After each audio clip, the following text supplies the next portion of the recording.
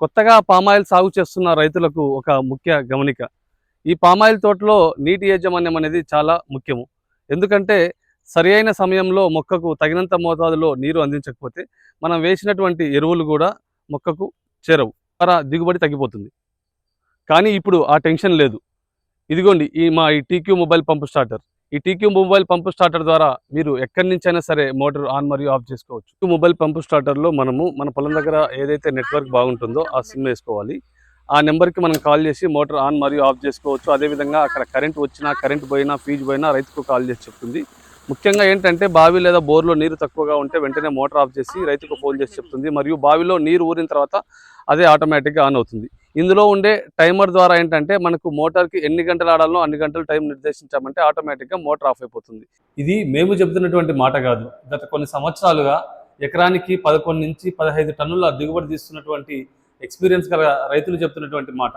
నీటి యాజమాన్యం ఎంత ముఖ్యమైనదో, దానికి ఈ మొబైల్ పంపు స్టార్టర్ వారికి ఏ విధంగా ఉపయోగపడిందో వారి మాటల్లోనే విందాం. ఇది నేను ఈ సాగు చేసే పామాయిల్కి, కోకో పంటకి చాలా అనుకూలంగా ఉంది. ఈ సిమ్ స్టార్టర్ బిగించుకోవడం వల్ల ఎన్ని గంటలు నడపాలో అన్ని గంటలు ఇంటి దగ్గర కూర్చుని నడుపుతున్నాం. మోటారు నీరు వృధా అవడం లేదు.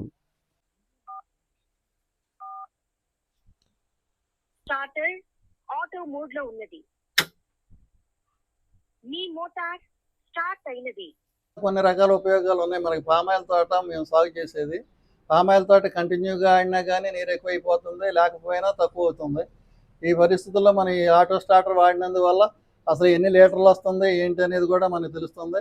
మనం అవసరం అయితే ఆడుకోవచ్చు, లేకపోతే కట్టేసుకోవచ్చు.